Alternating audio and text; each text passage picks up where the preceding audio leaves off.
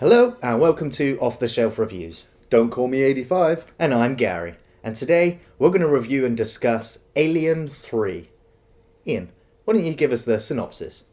Well, at the end of Aliens, Hicks, Newt, Ripley, and what was left of Bishop were making their way back to Earth in the Sulaco. We see images over the title credit that there was an alien egg on board, and we get flashes of a facehugger breaking into a few cryotubes.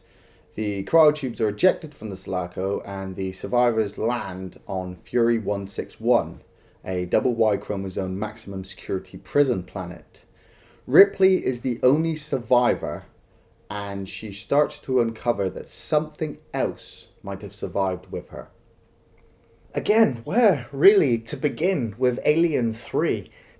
This film has gone on record as having one of the most troublesome shoots in cinematic history.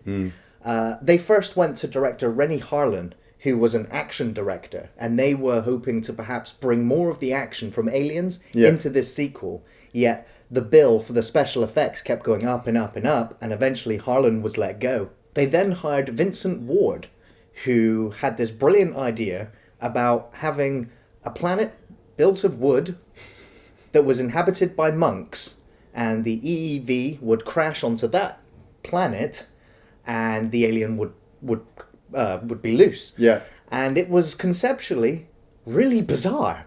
I mean, you've got to think how logistically an actual planet that was built out of wood would even fundamentally work.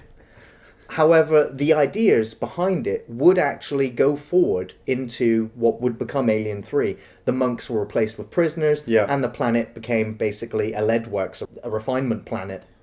The trouble continued with not knowing what script to have. Yeah. And they eventually hired David Fincher to work on the film. David Fincher at this point had only worked on TV commercials and a few Madonna music videos. So David Fincher was pretty excited to work on a project of this magnitude. However, 20th Century Fox stuck their nose in every step of the way. When Alien and Aliens was made, those directors had pretty much creative control of what they were doing, and Fox were very happy. 20th Century Fox actually believed that these films wouldn't make that much money. They were surprised at the success of the franchise as it was becoming.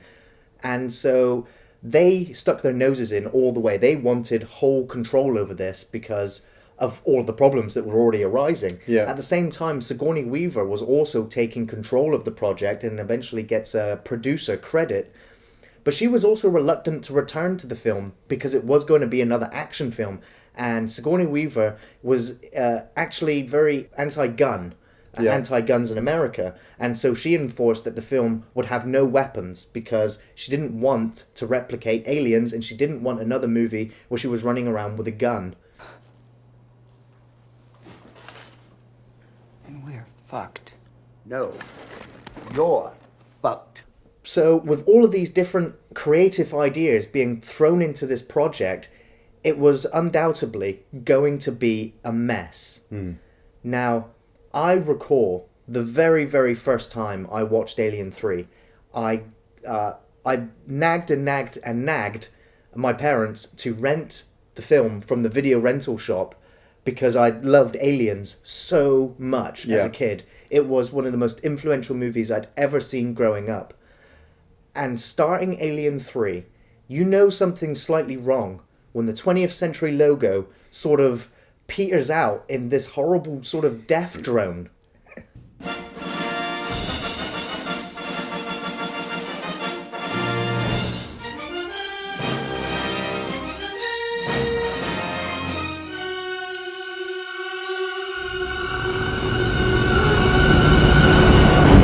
It's almost psychologically preparing you for the very few moments that are about to follow. And I'll tell you now, I have never been so depressed at the start of a film. I can't recall another time a film has made me feel that way in the opening. And that is because we see the text come up and it explains to you that Hicks, the sole Marine survivor from the previous movie, has been impaled on a safety beam. That's one of the worst write-outs of a character I can think of.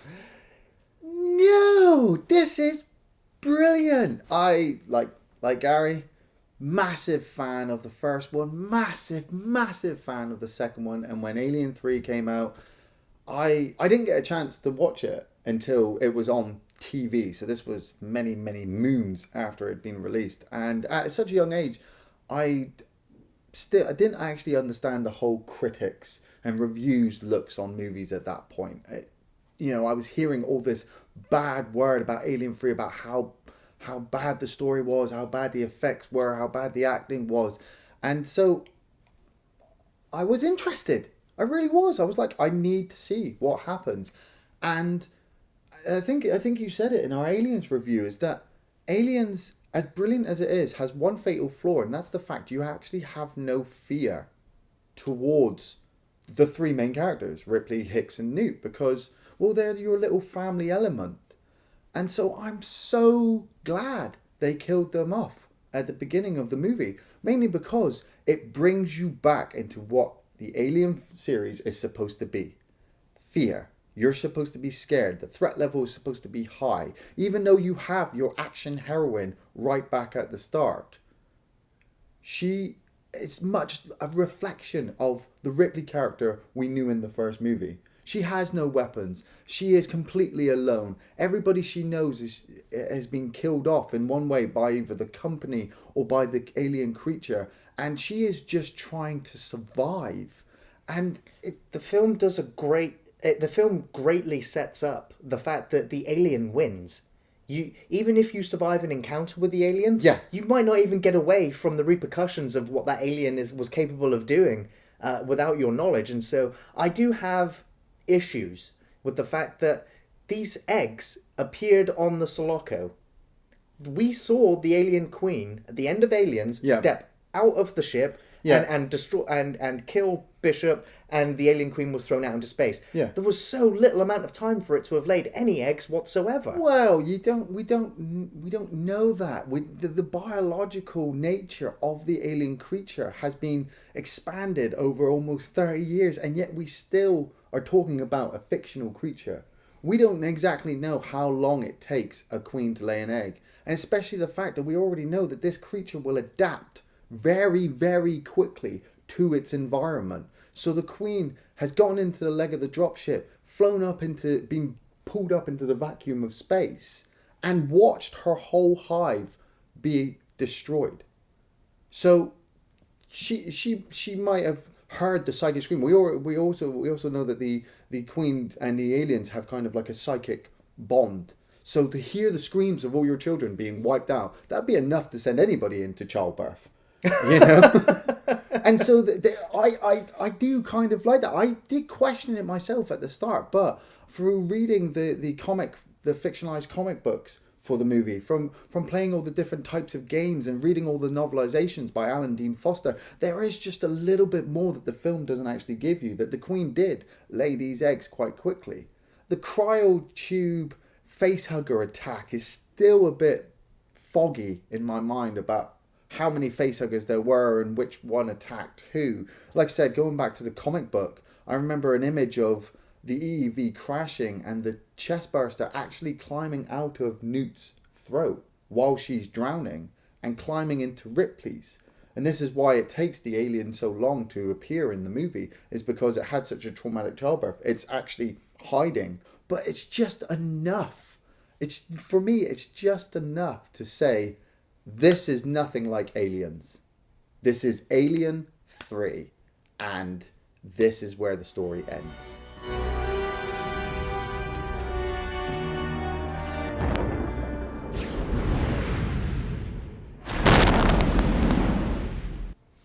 So we do now have the theatrical release and what has been called the assembly cut of Alien 3, which adds about 30 minutes of additional content.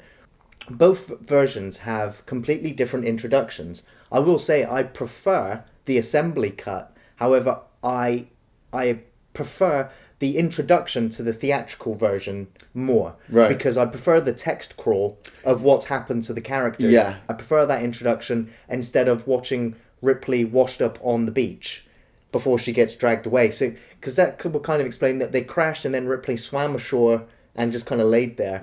Well, no, probably ejected. She might have pulled herself clear of the wreckage, but she wouldn't have been copacetic to actually double backstroke all the way to the edge. But the imagery, I mean, like I said, I do prefer the theatrical cut of the images of Hicks and Newt and Bishop coming up instead of Superintendent Andrews just sat there typing in front of his computer. But you just have that extra imagery of Fury 161 with Clemens walking along this rusted beach. The planet it looks as hostile as LV 426, but at the same time looks as lived in as the Nostromo.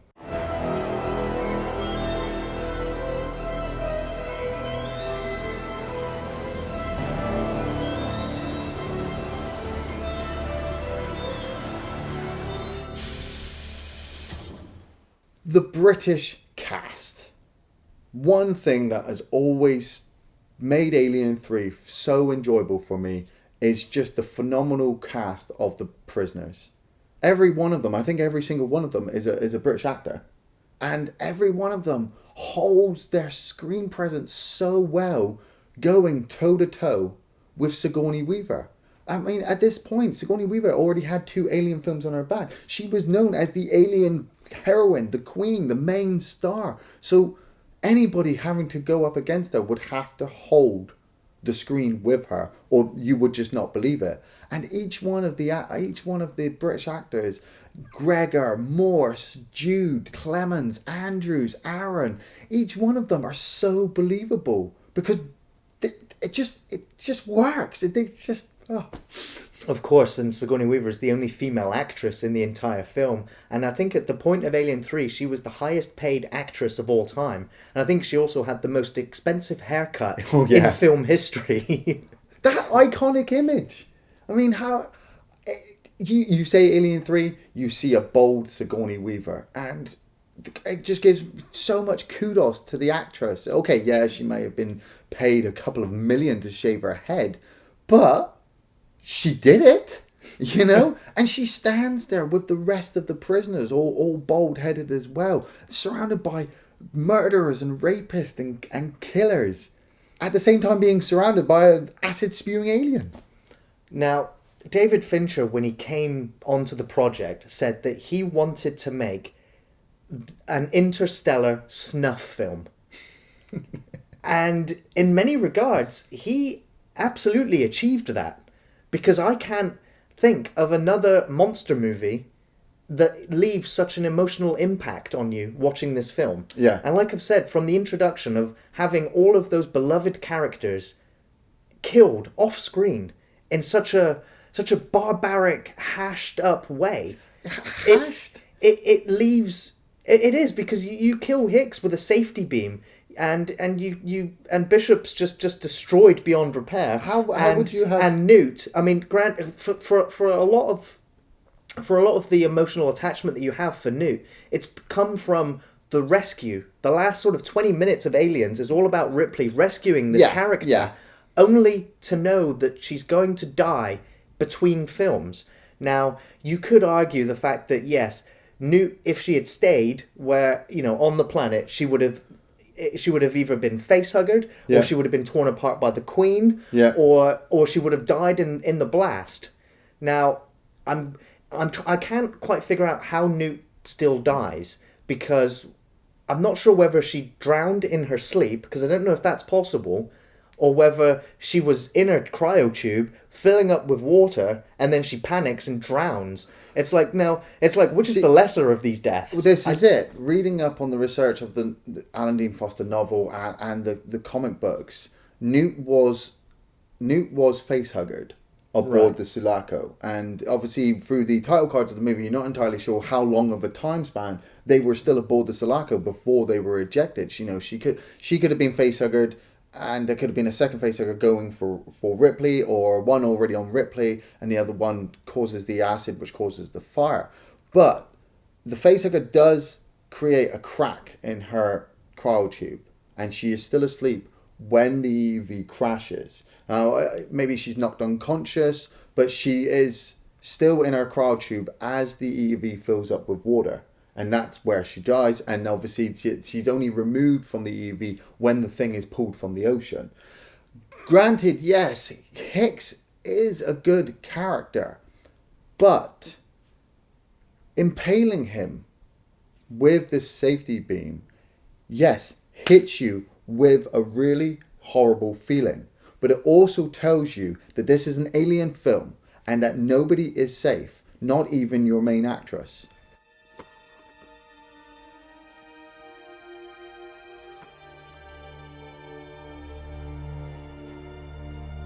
If you'd had Ripley, Hicks and Newt running around the prison planet, you wouldn't have cared for any of the other characters going on. Absolutely. They'd have all been cannon fodder. You'd have been... That's what I was going to bring up, was the fact that it's really difficult to take those characters and do something new with them after Aliens. What were they going to do with Alien 3? Were they just going to recreate Aliens with the exact same characters?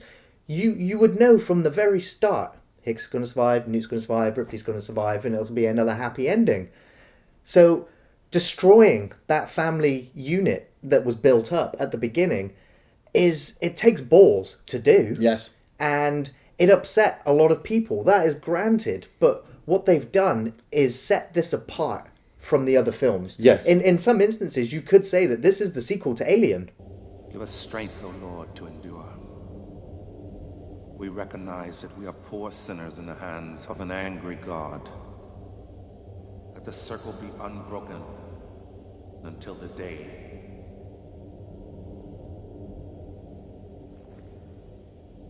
Amen. Amen.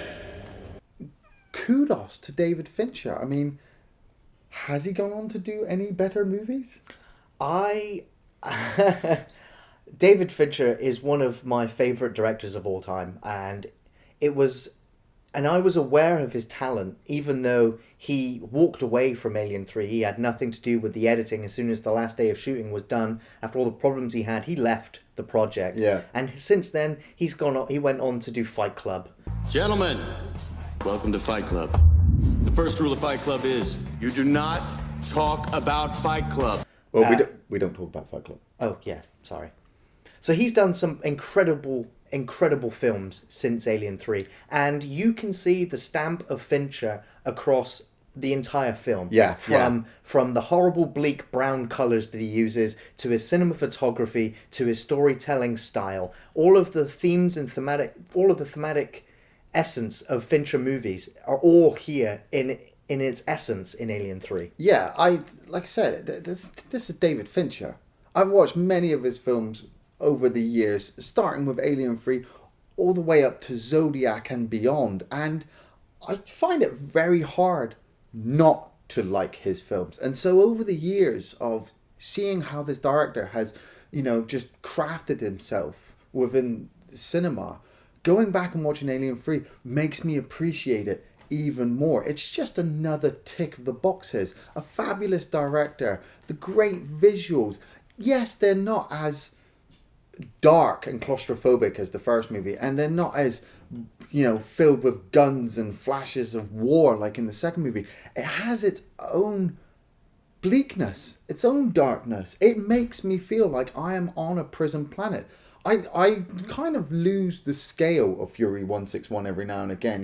Is it a huge sprawling refinery over half the planet, or is it tiny? I like the fact that Dylan explains to Ripley exactly how many prisoners it once housed. Yeah. And it was like over 5,000 or what have you.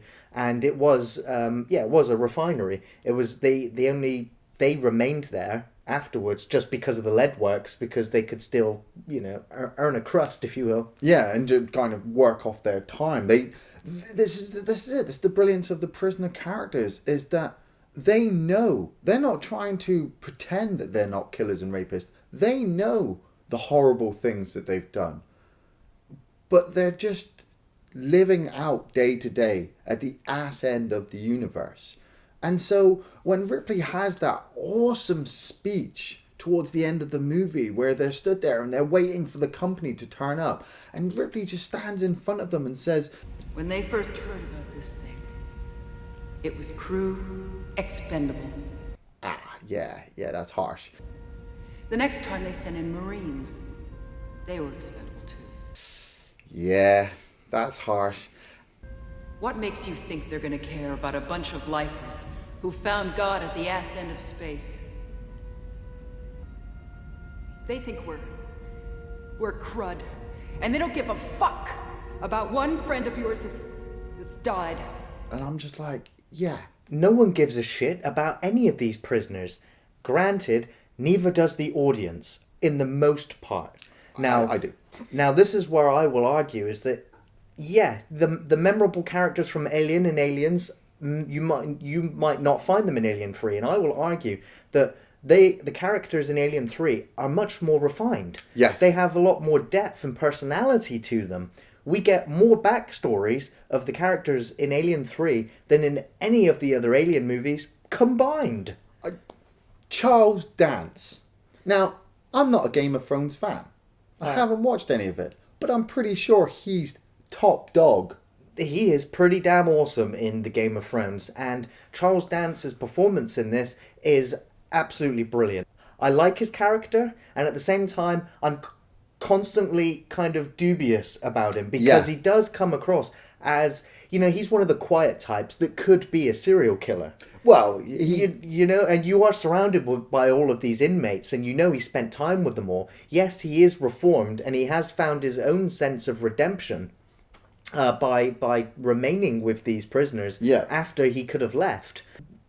I have issues with the fact that Ripley, she might have had a thing with Dallas in the first film. Yeah. She was definitely building up to something with Hicks in the second film. Yeah. And it doesn't take very long for her to jump in bed with this doctor. And it's I understand the mentality of Ripley. She's been through so much shit. Yeah. And she is feeling at the absolute lowest of the low. And she just wants to feel something. She just wants to connect with somebody. Yeah. Anyone who's willing to listen to her, or just to try and help her feel normal, at least just for an instance. See, I saw that scene as well. The fact that, in the original script of Alien, Dallas and Ripley do have sex, and it gets interrupted by Kane's body floating past, I think it is. And they cut it. They decided they didn't want to do that in the film. Obviously, in the second movie, building up this whole thing with Hicks, and it does really work in Aliens. Taking it further than Aliens, you'd question everything that was going around them. In Alien 3, you gotta remember, this woman has been without sex for, at this point, technically almost 60 years. Almost 60 years before she has sex with Clemens. But from watching that scene on the assembly cut, I noticed that she's in bed and she's still wearing her top, and Clemens gets out of bed and he puts on a t-shirt. But that doesn't actually suggest that they have actually had sex. They may have just laid down to rest. Okay, yes, there's a very high chance that she decided to have sex with him. She has gone 60 years without it. But let's not question the woman. She has been through so much. If she'd had sex with Superintendent Andrews, then I might be like, this woman's a slut. But the fact that she's been saved by Clemens. He did save her. He's been looking after her. And he feels a connection to her, because in a way he's also trying to look for, like we said, forgiveness. There's that whole backstory of him telling us how he got to the prison in the first place. And I do like the fact that leading up to him revealing that, she questions him and he avoids it, and questions her and she avoids it as well. So there is a bit of play among them leading up to that scene. Where did you get this wonderful insight? How do you like your new haircut? It's okay.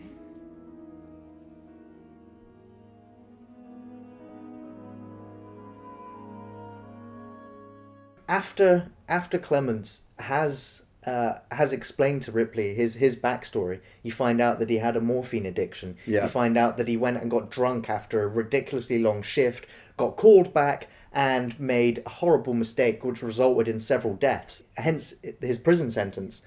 And you kind of feel for him. It's like, it's what you did was horrible. You caused all these deaths from a simple mistake. and it was just a mistake. You're kind of sympathetic to him Yeah. to an extent, but the alien doesn't give a fuck. The alien picks him up, and it's brutal. You can see Golek sort of screaming in the background. Yeah. You see Ripley's kind of like, wait a minute, there's a shadow there. And the alien doesn't care. Picks him up, in her mouth, punches a hole right into his face, and he is discarded. Yeah. And you're like, whoa. You know, this film doesn't... These aliens don't care who you are. It doesn't matter whether you're good or you're bad. Exactly. You are meat. That's it. That's it. And that obviously, like I said, reflects back to the Newt and Hicks situation, is the fact that if this film had carried on, Clemens might have been the nicest guy in the whole entire world. The alien is still going to kill him, especially with obviously the realizations we'll come to about Ripley later on in the movie.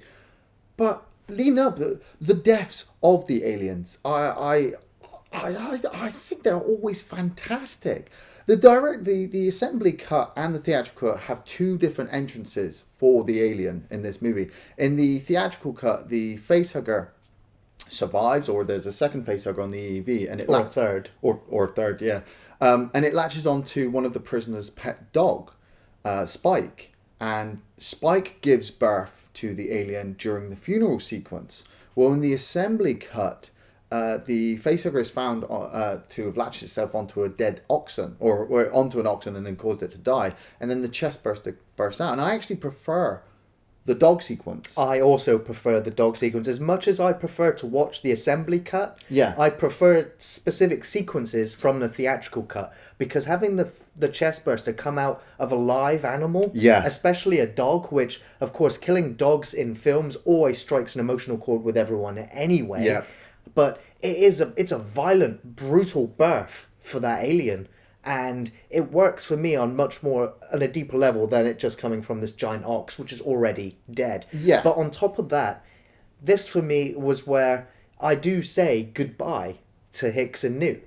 The funeral sequence is spectacular, and for me, it's made so memorable by the music. Yeah. And Dylan's speech. After the superintendent's given his few words, Dylan steps forward and really drives home how unnecessary their deaths are. Yeah. But how in life, in real life, no matter what happens, new life will emerge. Yeah. Which is obviously cut with the new life emerging with this alien. And of course, we get Ripley's nosebleed. It almost kind of seems like there's a psychic sort of transmission or Yeah. effect here.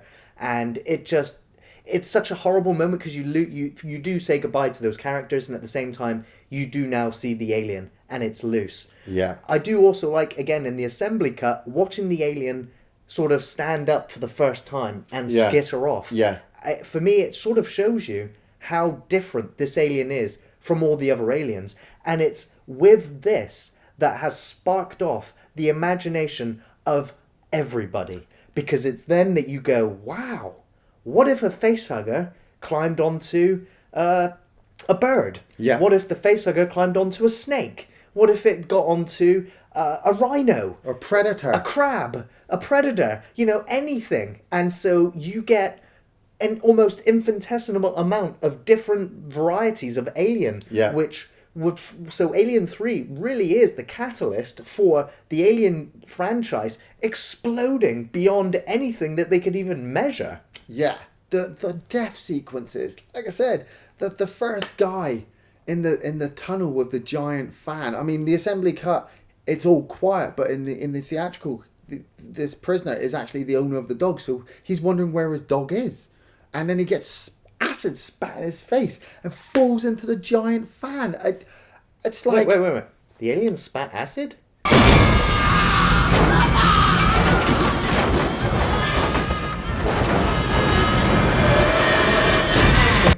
you know, just the other, like I said, Clemens' death. The fact that you do, well, before Clemens' death, actually, you have Golek, Boggs and Rains walking through the tunnel, and I love that sequence as well, because it shows you the vastness of Fury 161, the fact that they have no light and they're trying to map out the rest of the refinery using these candles, and the fact that the alien is picking them off or teasing with them and luring them into different places. You know, you get inner jaws hitting people. You get blood splashing all over people's faces. I mean, the image of the alien picking up, I think it's Rains, jamming its inner jaws in and his head flinging back. The blood hitting Gottlieb, played by the awesome Paul McGann. And the alien stood there with all the blood on its face. It's just... That, for me, is the definitive favourite alien shot of from any Alien franchise movie. Yeah. That shot of the alien, for me, is perfect. You see the alien, you see the mouth working, you see it covered in blood, and anytime I see that shot, I'm like, that is Alien, right there. They've got it. And I'm going to talk about the creature effects, because the puppet work of the alien in this film is fantastic. The CGI alien in this film is god awful, and it really shows. The lighting of it doesn't work, and the way it moves doesn't quite work. I like the fact that it's ferociously fast, but it doesn't look like it belongs in any of the shots that you see it in. And I also have a huge problem with the fact that we see the alien and it's pure black. Yeah, in other shots it's brown, it's sort of orangey colour. Yeah. It changes colour like a chameleon depending on what shot it's in. Well, but we are talking 1993. Yeah. You know, we're not... This is at the real birth of CGI special effects. So, you know, they were trying something new. They couldn't have... I mean, if you really look at Alien and Aliens, for as amazing those films are, you only get brief glimpses of the guys in suit. And that's because if you looked at it for too long, you would realise that it is a guy in a suit. The scenes in Alien 3, they're a lot like the same. You only see heads and claws. You never get a full-on one-shot view of the alien because it's a guy in a suit. That's what it is. So mixing it up with CGI, yeah, they were trying something new. And maybe they thought, okay, yeah, that doesn't work. We need to take it out. That's why we do have not so many shots of the CGI alien in the theatrical cut. I mean, there's that whole capture sequence in the assembly cut where in the normal film the alien has killed off quite a few prisoners at this point, and Ripley and the prisoners have come up with a plan of mopping a flammable liquid around the tunnels and then using the fire to force the alien into a huge containment room. Well, in the theatrical one, they do that, but the alien causes the fire to start, and then it's just kind of forgotten, and half the prisoners are wiped out. I love the shot with the guy who's climbing up the ladder, and you see the alien just peering over the ladder and looking down, and then you cut to the guy who's just climbing up the ladder, and you're like, wait for it. Gotcha. Yeah. and in the assembly cut, they obviously extended it. The fire breaks out, prisoners are dying left and right, and I enjoyed this part of the assembly cut instead of the theatrical version. Because basically it does say, oh yeah, there's 25 prisoners. You've seen 3-4 of them die. Now we're going to wipe out like 17 of them in one fell swoop. But you also get to capture the alien. I love that this moment where, like I said, there's so many characters in Alien 3 that get at least some sort of character development. Yeah. There's a scene where Ripley is going out to get Bishop's remains, and she's almost gang raped. Yeah. I mean, yeah. I don't want to linger on this point too long, but she's almost gang raped, and it's a horrible thing to have happen to your lead character that you care so much for. Yeah.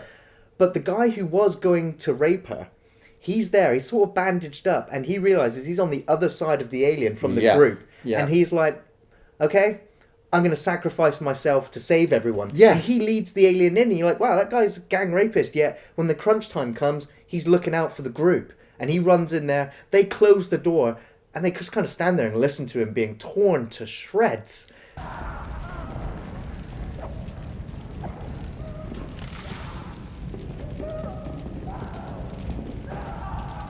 Yeah, I don't like the gang rape sequence either, but it's character development. These guys have been on this planet for so long. They haven't seen a woman, and probably for as long as Ripley has been out in space. And so when she is dropped down, they are going to try and fight their emotions as best as they can, but they're prisoners. They're evil guys. This is kind of what you expect them to do. Dylan coming along, Dylan being the savior, boosts him up a little bit more in your eyes, because he's the one. He stands there and he says, "I need to re-educate some of the brothers." Take off. I gotta re-educate some of the brothers. We gotta discuss some matters of the spirit. And so you're just like, yes, awesome. That is a very tense sequence. The other tense sequence I find is the autopsy sequence on Newt. Very. I mean, obviously don't want to dwell on it as much, but I just love the editing. The fact that you're looking at Clemens, you're looking at Ripley, you get the flash of Newt's eyes. Just as a side note, that Alien 3 was edited by the editor of Alien.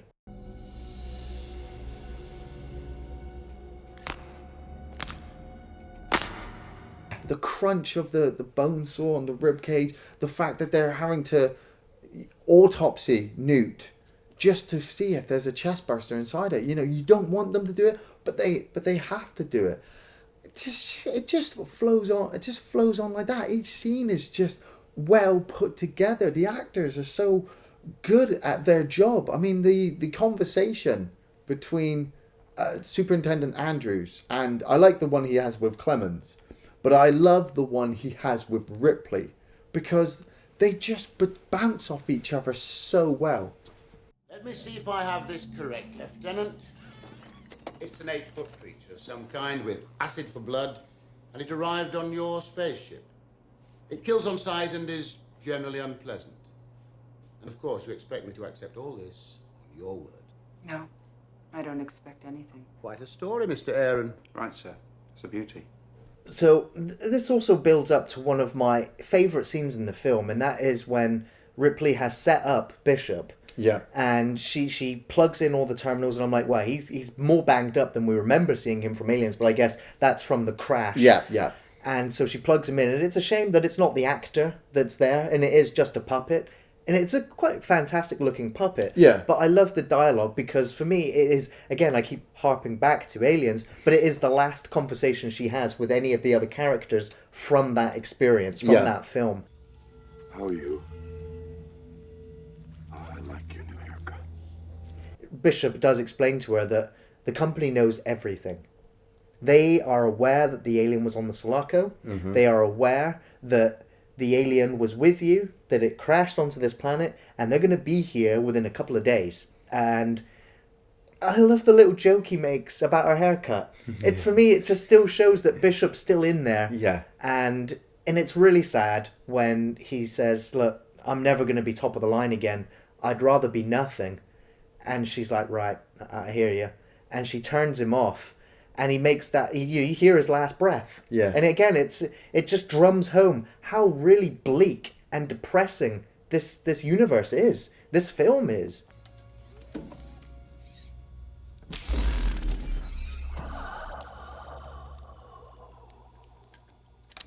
Well, I wouldn't say that this. I wouldn't say that this film is bleak and depressing. I would just say that the alien experience can be bleak and depressing. The fact that you have, well, if you're involved in a situation and on an environment with this creature, yeah, it's not going to be sunshine and rainbows.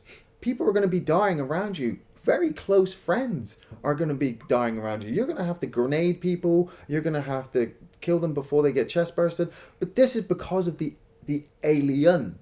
And this is why I always do come back to Alien 3.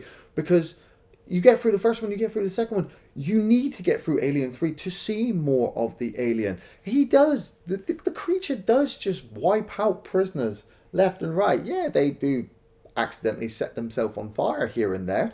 But it has... This one creature, I'd say, has a hell of a lot more screen presence than all of the alien creatures we didn't see in Aliens. Even the director's cut with the sentry guns, we don't actually see them. You take away the sentry guns, you still don't see those aliens. You only see a few here and there. This one has its presence felt in the tunnels, at the start, in the mess hall, grabbing Superintendent Andrews. It's there all the way. I guess there's one little bit of comedy in Alien 3. Right. It only lightens the tone just a tad. And it's when you get the poor schmuck who's there with a bucket and mop, cleaning up the blood underneath the vent, and he's looking up like... That's it. The comedy is there every now and again, but you have to listen for it. You have to be a fan of the franchise. Like you said, that little image of just him looking up the end. Why is he mopping that up? Why? It's the same with the guy who got torn up in the fan, and you have that one guy come along with one bucket of water and a mop, and you see just bits all around the fan. It's just brilliant. It's not a favorite sequence of mine, but one of the sequences I really, really do enjoy is when Ripley goes to find the alien. Well, before that, the film has already gut punched you over and over and over again. And throughout the film, you're seeing Ripley, she's complaining of a sore throat, feeling like crap. You see her flexing her fingers, like holding herself, and you're like, what's wrong? Like, you look like shit. And you've had an encounter where Ripley should already be dead in the medical bay. Yep. After the doctor's been killed, you have my favourite shot of the film, where the alien comes right up to Ripley, and she's ready to die. She thinks she's going to die right now. Yeah. And the alien sort of sniffs her, breathing her in, and then scarpers off. And Ripley's like, "What? You didn't kill me? Am I? Oh, I'm top star. No, that can't count." And so she goes back to the EEV and she straps herself in, and she's got 85 with her. Yeah. And she's doing a scan. Now, 85 doesn't know what he's looking for, so she directs him to find it. And you're looking at the monitor like, I can't even tell what all... Oh, I know what that is. Yeah. And you're gut punched one more time as Ripley, she's closing her eyes. She doesn't even want to believe it. And she looks at it and she knows she's goner.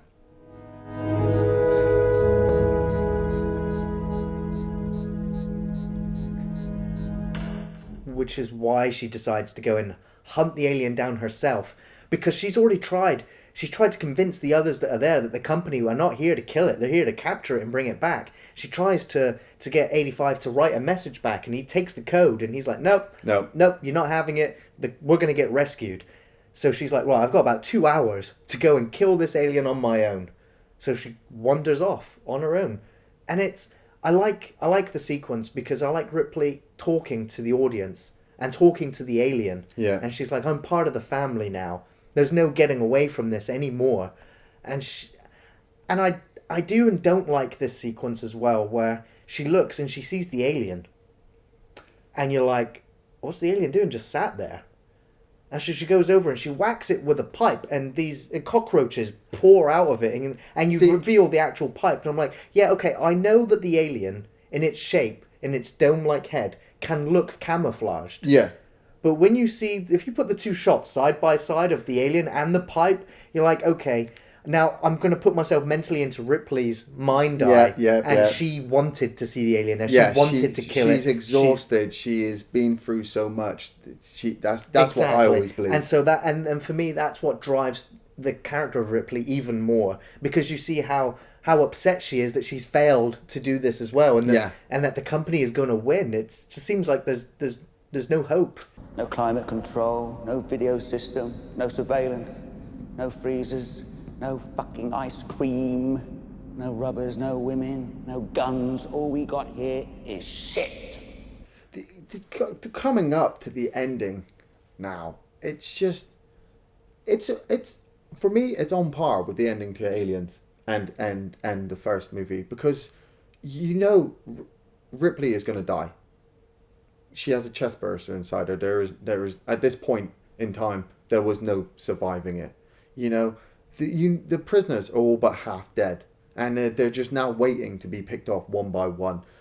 The company is on the way. They're going to pretty much, if they get there, they're going to wipe everybody out anyway and take the alien and probably wipe out the whole Earth. So you're just like, right, how are we going to end this? And they come up with the fabulous idea. I like this in the assembly cut, that the prisoners come up with the idea of going to the lead works. You know, let's just drop this motherfucker in the lead and just burn it. Yeah, that's a really good idea. It's our only weapon. Yeah, let's do that. And there's the whole brilliant tunnel chase sequence. You know, these guys are not trained Marines. All they've got to do is run down corridors. And close doors behind them. While being chased by the perfect organism. It's just mind-blowing. And I love the fact that, you know, they try to get it done at the start, but they all start getting picked off one by one. And so the lead mode is started early, and they've got to go and get the alien. And Ripley is walking down the corridor, and she's just finding body parts. You know, there's a guy laying up against the wall. There's a guy hanging from the ceiling. There's another one being, you know, eaten at that point, and you're just like, that's it. That's all the prisoners. They're all done. Now it's just literally down to Ripley, Dillon, and Morse. For me, he's almost like the Hudson character replacement, because all he does is bitch and whine and spew profanity the entire duration of the film. Fuck! It has such a phenomenal ending. There's that awesome sequence where Dillon forces Ripley to climb out of the lead works and stays to fight the alien. Well, he doesn't really stay to fight. He stays to fight it, but all he's really trying to do is just keep the alien trapped there long enough for them to hit the lead works. Yeah, but it's self-sacrifice.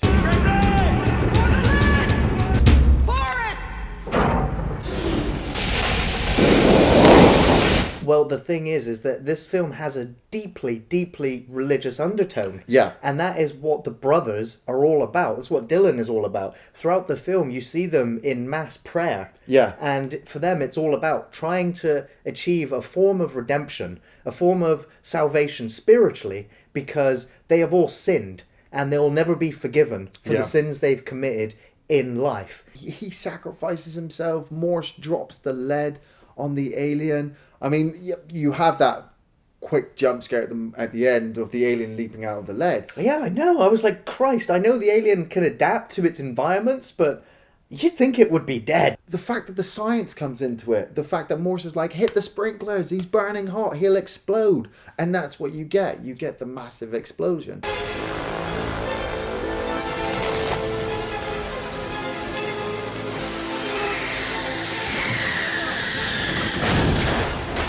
The final sequence of Alien 3, I will always prefer the theatrical version of it.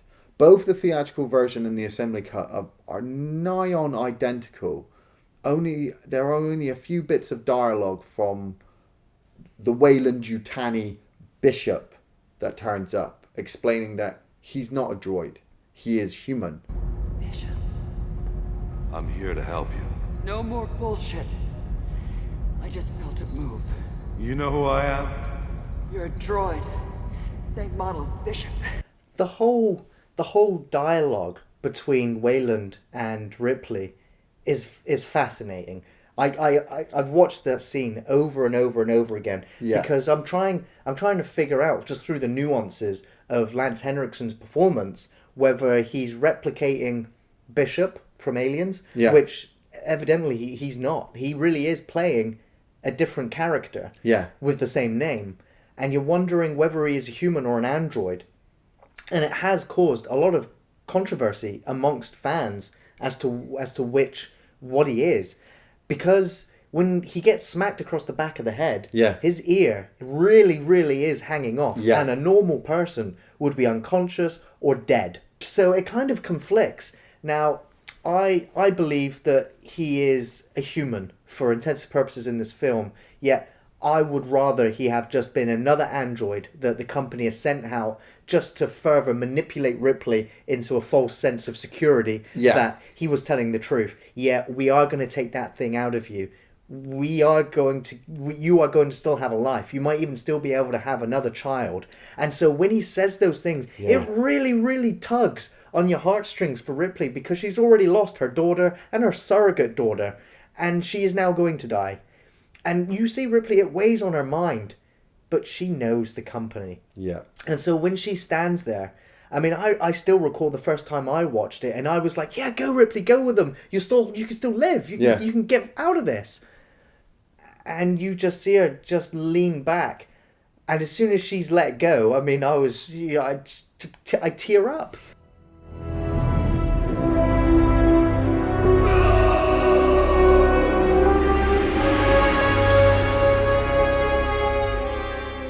In the assembly cut, Ripley falls from the lead works, and it's just kind of boring. The fact that it's kind of Christ-like, you know, the religious undertones again, you know, she just falls into the lead. Where in the theatrical version, I always love the fact that the final thing you see is the Queen punching out of Ripley, and Ripley's final act is to grasp hold of it and fall into it and die with it. I cannot think of another monster movie that has ever or will ever come close to having that emotional resonance at the end of a film. I have one. The Mist. Yeah, okay.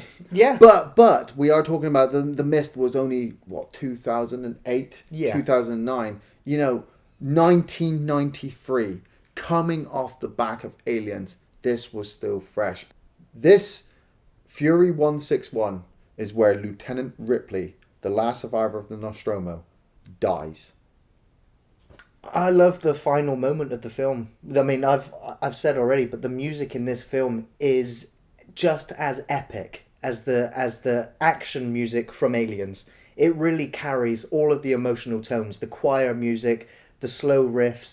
It really builds, and when you hear the final recording once more of Ripley, the last survivor of the Nostromo, playing out before the end credits, yeah, you're just like, wow, that really is now bookended. That is the end of the Holy Trilogy for me. Yeah. I should usually come to you in about 6 weeks. With a little luck, the network will pick me up. This is Ripley, last survivor of the Nostromo. Signing off. I have so many favourite scenes in Alien 3, whether it's just a single shot of the alien or whether it's entire sequences. One of the ones that always leaves me with an emotional scar is the scene where after Ripley's figured out she has the alien, she goes to Dylan and says, look, I've got the Queen inside me. It's really nasty. It has the potential to wipe out all life in the universe if we don't stop it. Please kill me. And Dylan's like, yeah, I got no problem with that, sister. And you see her, she drops her jacket, she really somberly grabs hold of the bars, closes her eyes and waits to die. And you're just like, what? Yeah. What? And then Dylan swings the axe, bang, off the metal bars. And he's like, no, fuck you. I ain't going to help you. You ain't going to help me. That's the way it's going to work. Yeah. And you're just like, oh, damn. It's so depressing and so horrible. But at the same time, he's just such a fantastic acting performances from both of these actors. Yeah, it's like Dylan saying to her, you're giving up. I'm not willing on giving up just yet. I want to kill this fucking thing. And if it's not going to kill you, then we're going to use that to our advantage. And I'm like, yeah, Dylan, let's do this. Of course, my favourite shot of the film is of the alien after it's killed Boggs and Rains with the blood all over its face. Yeah. I love the sequence when Ripley talks to Bishop from the second movie after she's reset it up. I also like the scene she has with 85 when she's arguing with him about what the company's going to do, and he explains that he has a wife and a child that he needs to get back to. Yeah. I love the scene with the Doctor explaining his entire backstory, and I love the final sequence of the film with Ripley and Wayland. My favourite scenes, I really love the mess hall sequence, the first time Ripley walks in. And in the assembly cut, you have a whole extended part where Dylan is talking to Boggs, Rains, and Golic before they go out. And I really like that because coming off the back of the book, you know, it just fleshes them out why they don't like Golic. And so you kind of feel a bit sympathy towards Golic, especially later on when he is captured and he's screaming about the dragon and they don't believe him. And you've already seen it, but the fact that, you know, Ripley walks in and every one of the prisoners just gives her that look like they're uncomfortable. She makes them uncomfortable. And she sits down just right in the middle of the group and just starts talking to Dylan. And like I already said, I love the fact that they're all able to hold themselves against Sigourney Weaver, the queen of the alien movies. Favorite scene again, like I said, alien splashing Golic with blood. I love the axe sequence as well because it is just tugging on your heartstrings. But one of the most awesome sequences. Like I said, Brian Andrews and Sigourney Weaver having their conversation and about how fucked they are.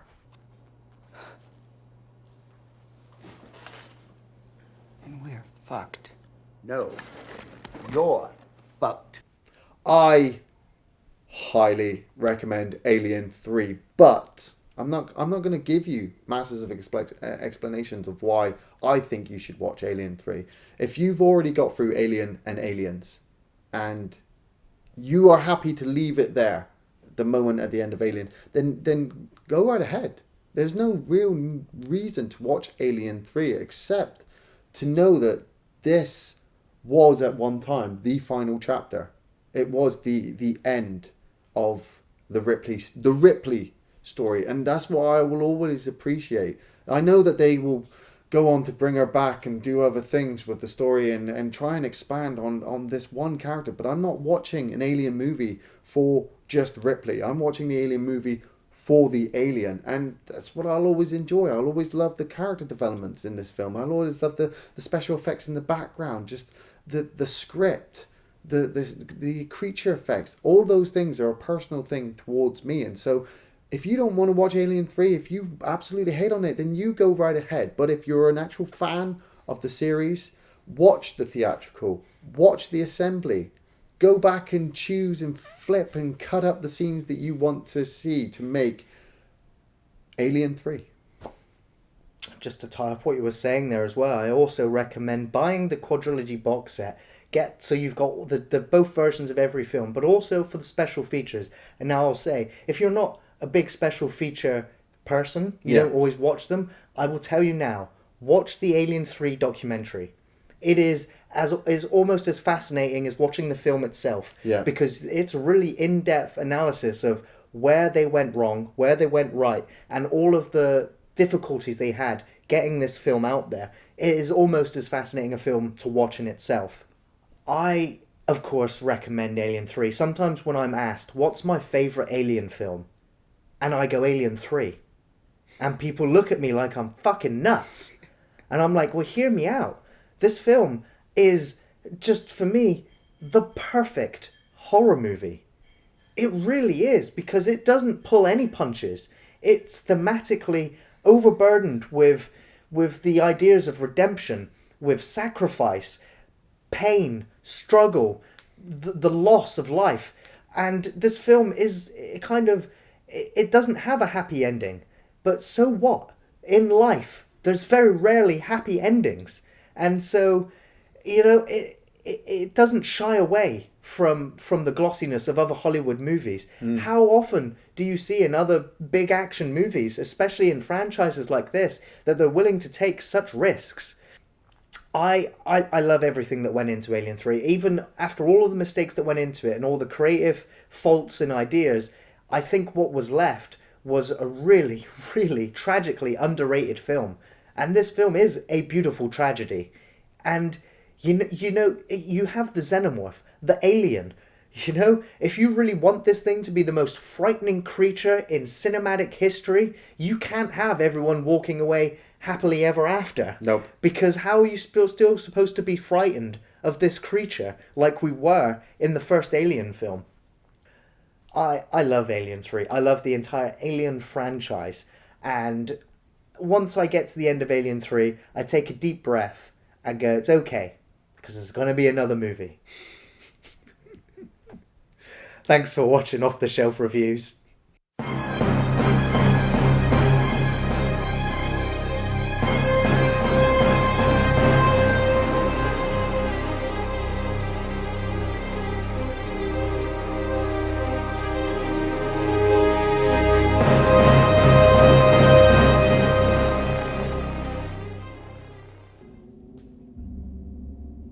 Well, I'm out of ideas.